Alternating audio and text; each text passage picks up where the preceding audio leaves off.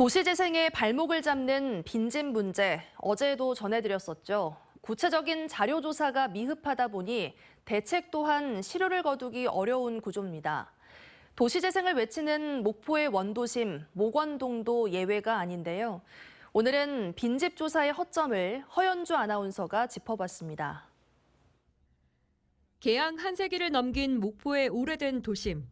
큰 길에서 조금 벗어난 목원동 골목길은 미세혈관처럼 연결돼 있습니다. 끊어질 듯 이어지는 골목을 따라 걷다 보면 온기를 잃은 빈집이 자리 잡고 있습니다. 올해 공식 집계된 목원동의 빈집은 517개. 비어진 사연은 제각각입니다. 그냥 일반 사람들 사는 집은 아니에요? 올라가면?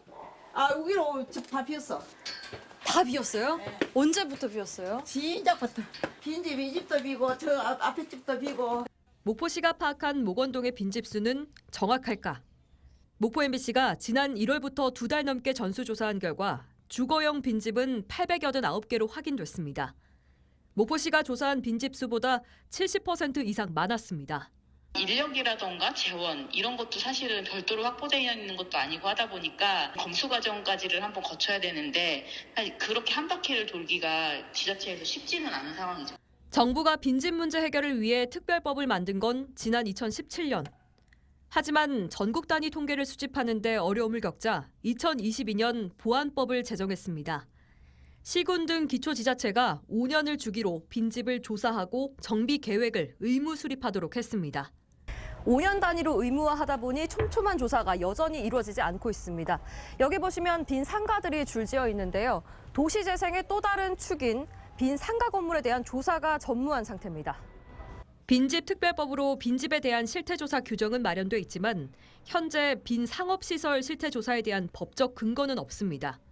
취재진이 조사한 목원동의 전부 또는 일부 공실 상가는 321개로 확인됐습니다.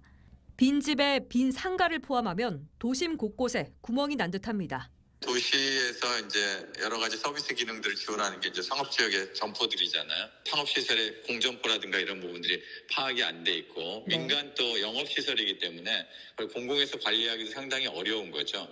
허술한 조사에 소유주의 잦은 신청에 의존하고 있는 철거도 지지부진한 상태. 목포시 전체로 봐도 철거된 빈집은 2%에 불과합니다. 이행강제금 부과도 거의 없어 사문화된 규정처럼 인식되고 있습니다. 강제 철거 조항은 있는데 그게 건물 소유자가 가는 목포시와 그 건물 가액을 가지고 분쟁 소지가 있을 수가 있거든요. 정부 차원의 관리 체계도 꼼꼼하지 않습니다.